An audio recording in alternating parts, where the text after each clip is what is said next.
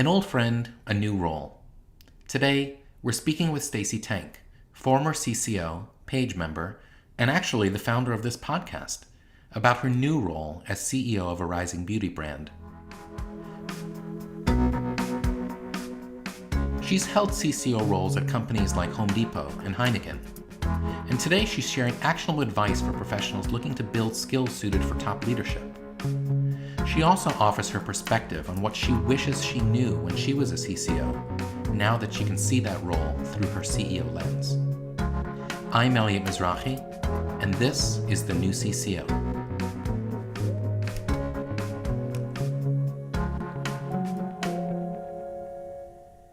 I want to start out with a recognition of the significance of this moment. We're here to talk to Stacey about her leadership while we're sitting inside of an example of her leadership.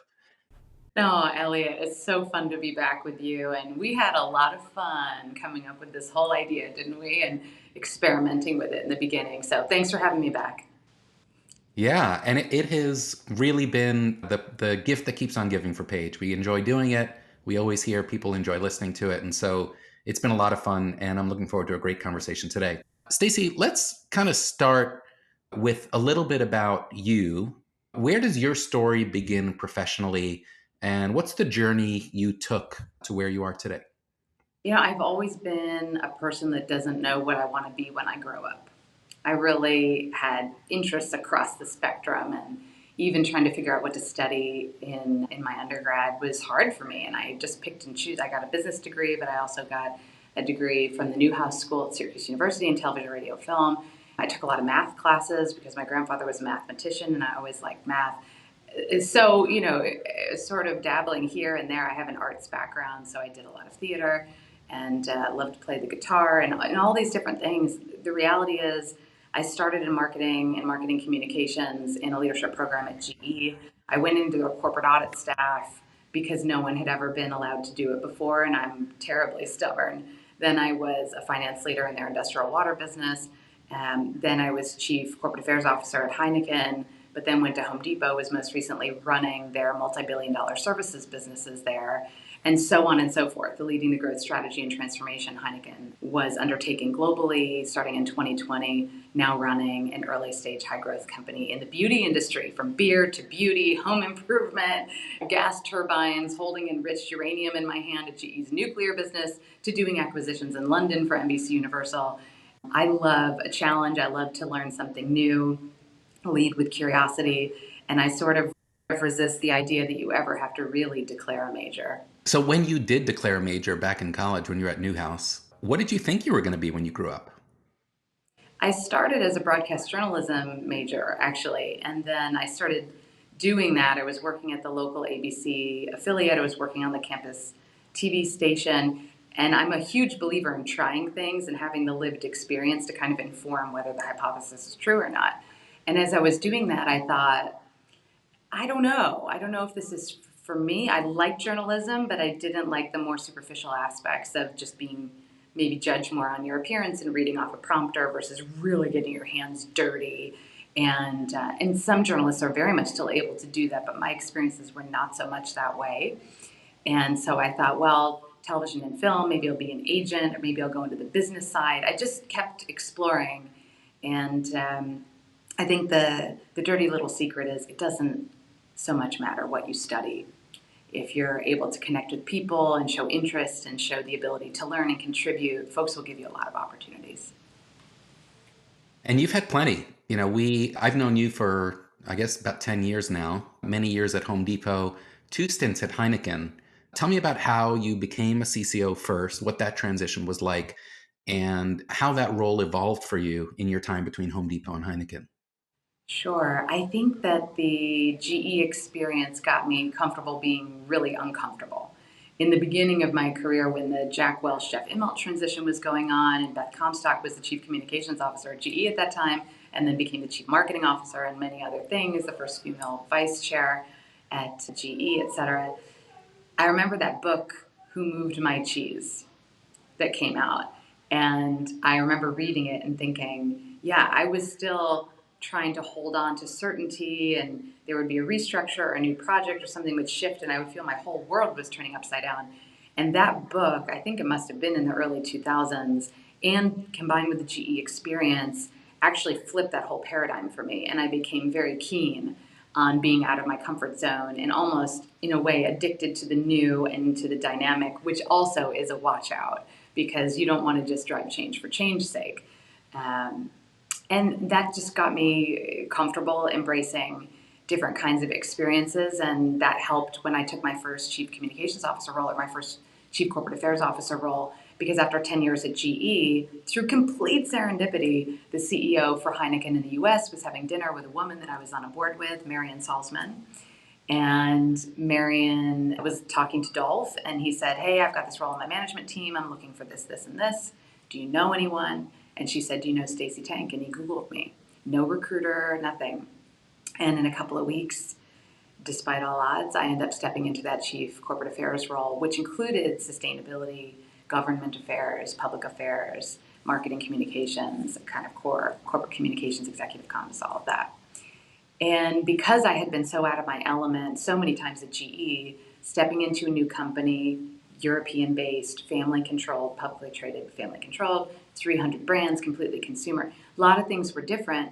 And at the same time, GE had trained me to embrace the new and the different and to come up to speed quickly. And I loved sitting on that management team. That was the first time. And I was 30 years old. So I was this young pup. Luckily, Dolph was also pretty young. I think he's 8 years older than me. But we were the two youngest on the management team. He was the CEO, and I was the little corporate affairs person. And getting to contribute to the business, getting invited to have an opinion about the business first and my function second, that was the first experience for me at that table. And I was like a newborn deer being born, all kinds of elbows and knees and awkwardness. But I learned an awful lot in those 3+ years, and that has very much informed how I've tried to contribute to management teams and now in a CEO capacity.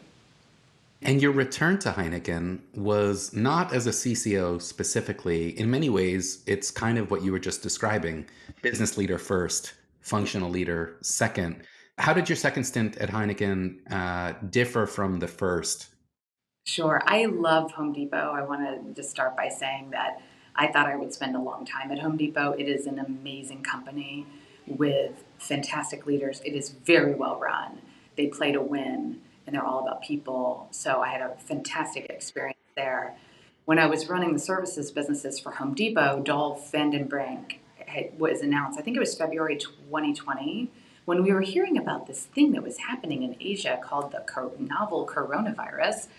But before it had become a worldwide phenomenon, it was announced that Dolph was appointed into the global CEO role. We were on a board together, and we had always stayed connected, very much like sister, older brother kind of relationship for me, because I don't have an older brother. So it was great to have him kind of fill that role and be a great mentor and sponsor for me also.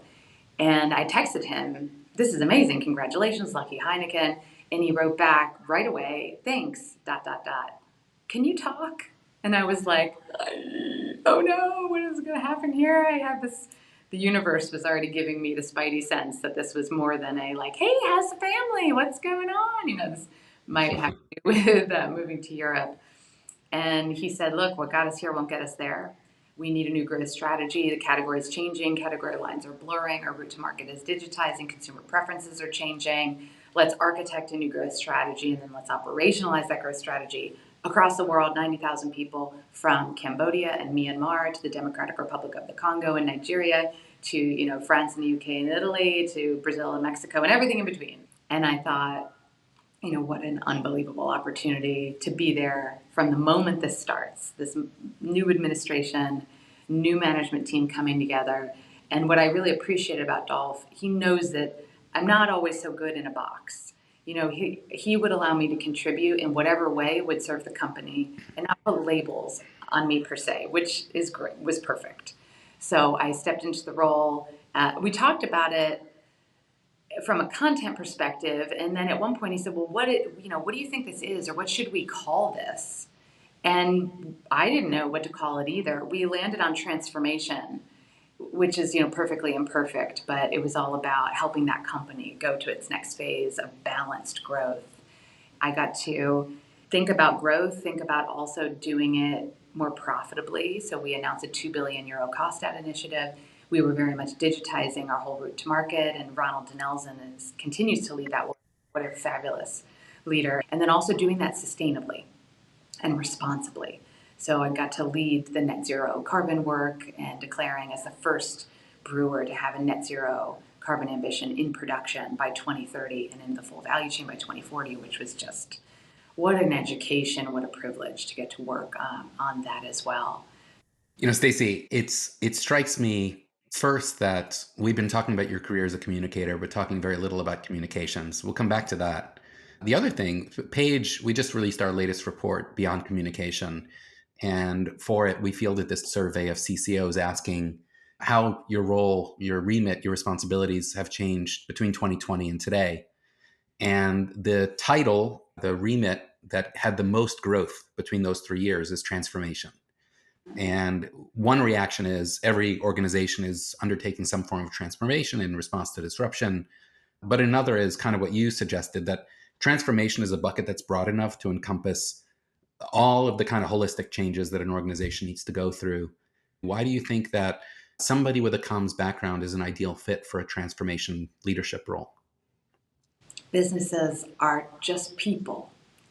And in order to catalyze movement in a company and to bring people along the change curve, and we all go along that change curve at different speeds in different ways, but you have to touch people's hearts. You have to connect in a human way. You have to lead with your humanity.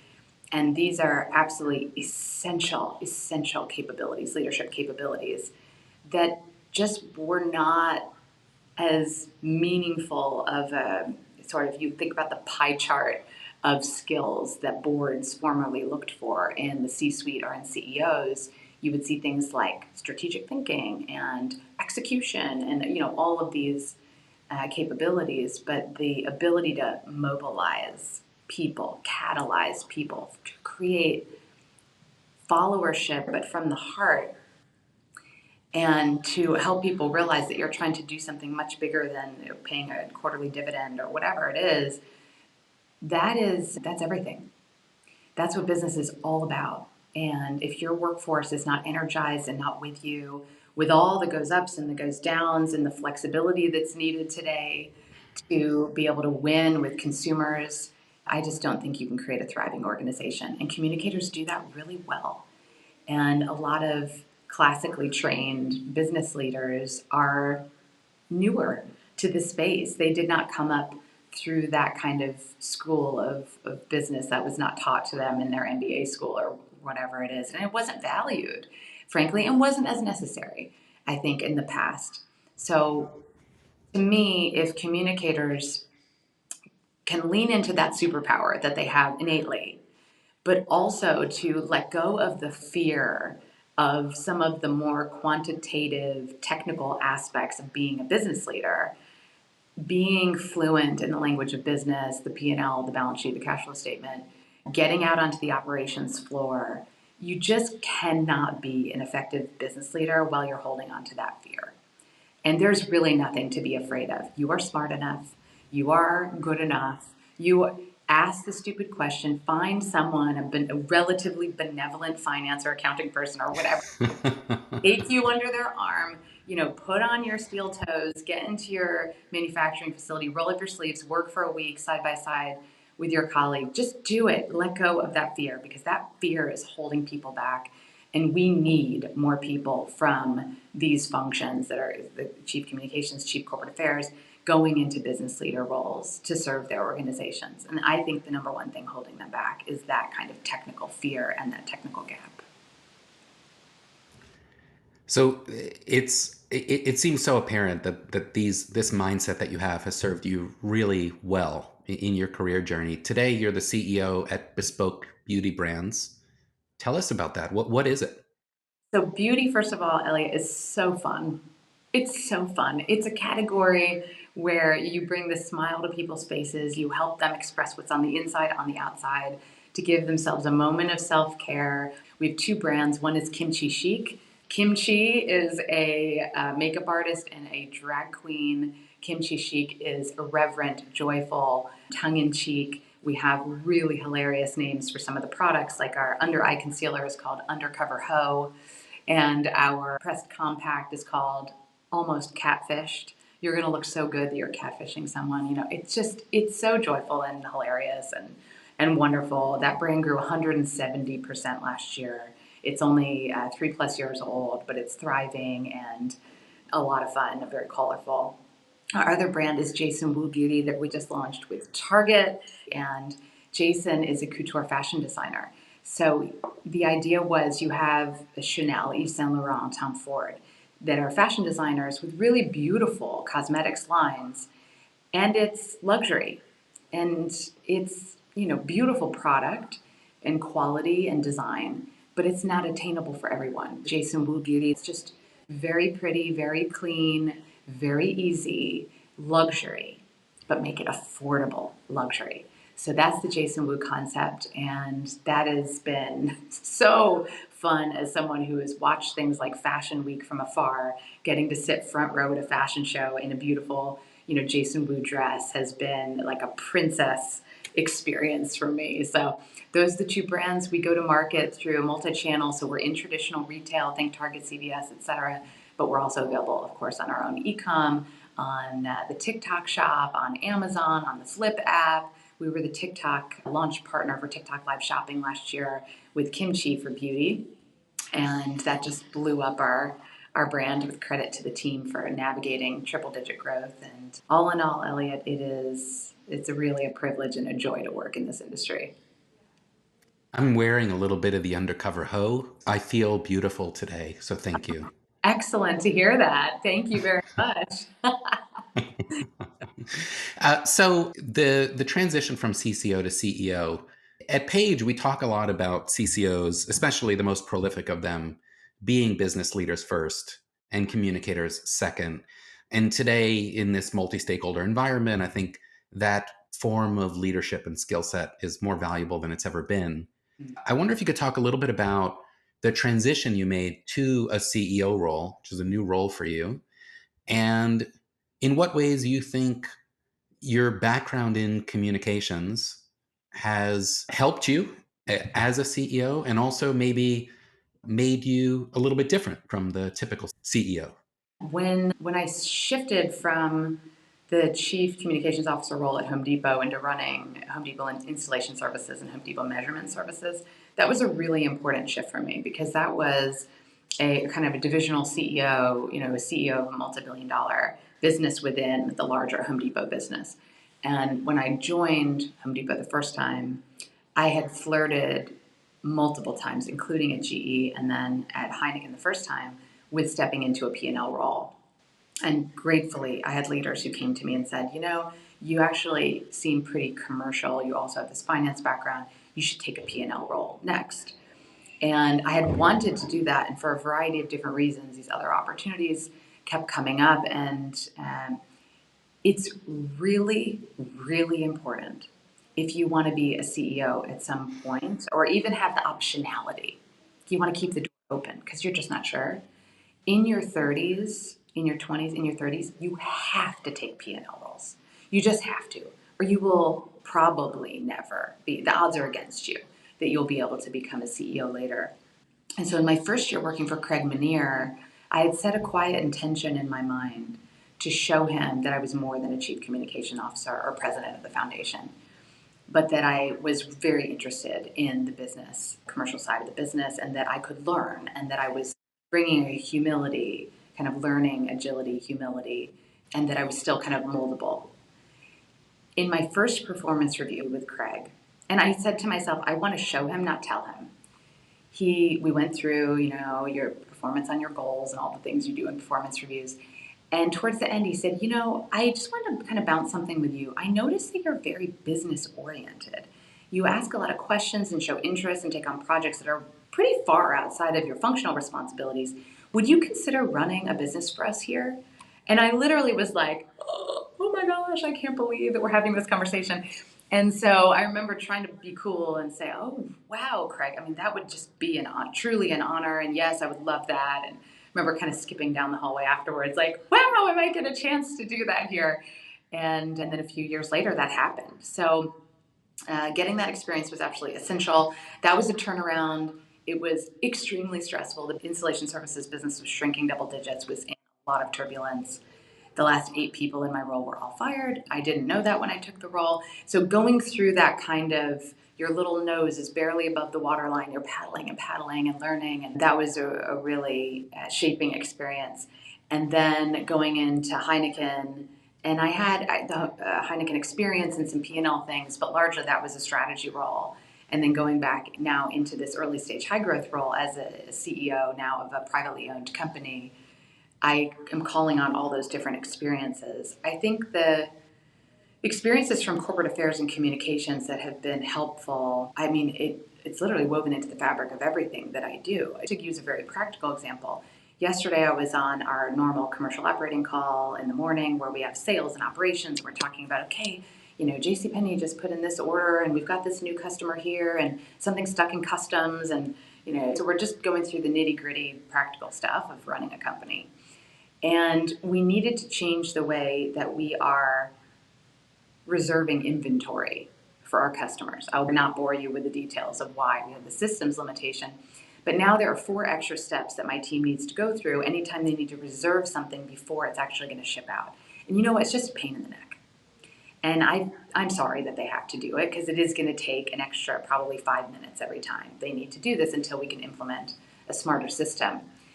And we were going through, and our very bright and wonderful commercial leaders were talking about, okay, here's the step. First you do this, and then you do that. And after we talked about some of the practical elements, I jumped in because my spidey sense was going off like, I can see this is not thrilling anyone, and I get why it's a pain. And I said, I just want to share a little more context about why.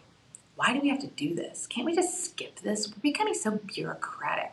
The reason has to do with revenue recognition and getting our revenue recognition correct, because otherwise our financials are saying that we have a lot more sales than we've actually earned. And that is a problem for these reasons. And so thank you for your good humor. This is a pain in the neck. There's a good reason why, still frustrating, but there's a good reason why I wanted to share with you. And by the way, we know we need to implement a new system. We're going to look at that in this time frame and make this investment. But I think just following the gut that you develop doing communications for big and small organizations and making sure that you're bringing context and you're getting inside the mind of your employees and how they are going along the change curve, whether it's just on this little thing or maybe it's on something huge like we're launching a new product or we're making a big investment or we're taking on a new investor or whatever it is, bringing people along in that journey. That is business, businesses are just people, and people are, what do they say, emotional beings that are sometimes rational. Stacey, just on that point, I have always known you to be a great listener, a very kind of a people person, right? And you've mentioned a couple of times this spidey sense, this detection of I know how people, I think I know how people are feeling. I think I know what they need to hear or do. That feels like a skill set that's really powerful for any business leader, and it's probably served you well as CEO. You're about 6 months into your tenure now, is that right? Yes. Yeah. How have you found that experience? Is it just through your CCO eyes, now being in the CEO chair? Is it what you expected? Is it different? And in what ways do you see that role differently now that you have it? Sure. Maybe a reflection on my personal growth and development as a leader, and then into your question about this CEO role, what's it really like? I think so. I tend to go lean with my head first, get the data, analytical, dive in, action. And I, in my 20s, became acutely aware that I lead with this. And I'm raised in a household where it's this. At GE, it's all about being the smartest, the quickest. So I over indexed on that in my 20s. And part of that in your early careers, you need to show that you can make good decisions and bring good critical thinking. So my 20s were a lot about showing this. In my 30s, thanks to my Heineken experience, I would say, and the Home Depot experience in a different way, I started to think about this. How do you lead from the heart? How do you touch people's hearts? how do you catalyze movements that are a lot more about tapping into our humanity and the emotion of our humanity. I think my 40s, even though I can't believe, Elliot, I don't know how old you are, but I mean, I don't know how, I don't feel 40 at all. I feel like I'm still 18 years old, but I admit, yes, I'm in my 40s now. Instead of this and this, actually, it has now been a lot more about exploring my felt intuition, my gut, and listening to that more deeply, because our bodies are these amazing kind of sensors giving us so much information.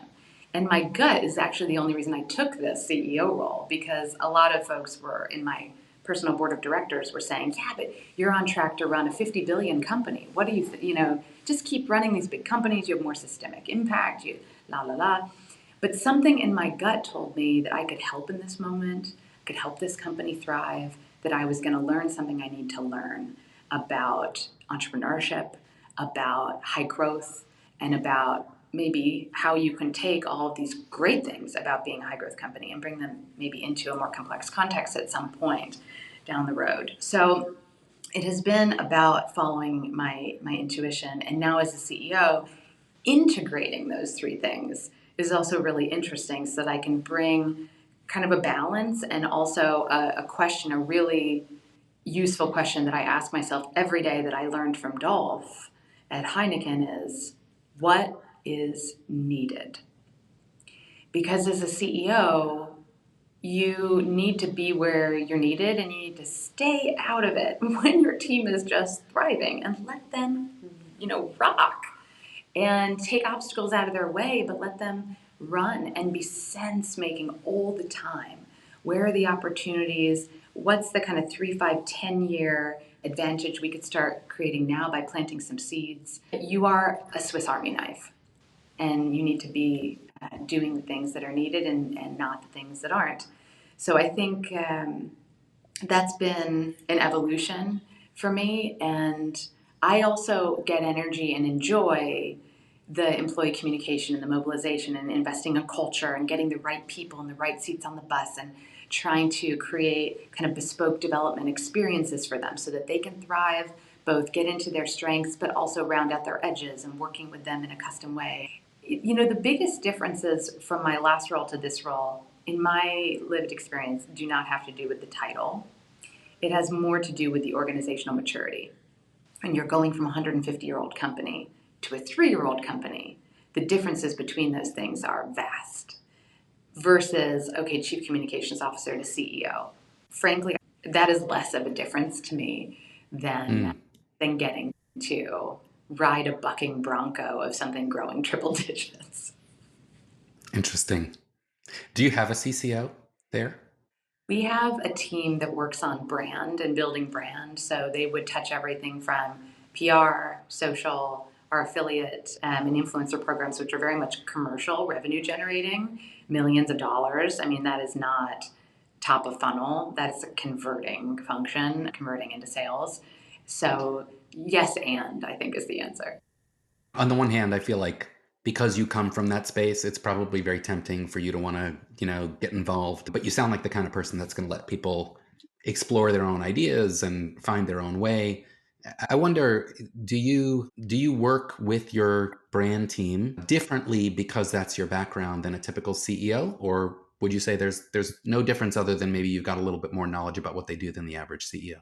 I think I do work with them differently if I'm being self-aware, just because I have a lot of experience in that space, and so if I see us doing something that I know they're just going to burn a lot of calories and worry about asking. Sometimes you get nervous to ask for approval on something because it's a little expensive or a little bit of a risk, or sometimes I'll just sense that and go, you all go.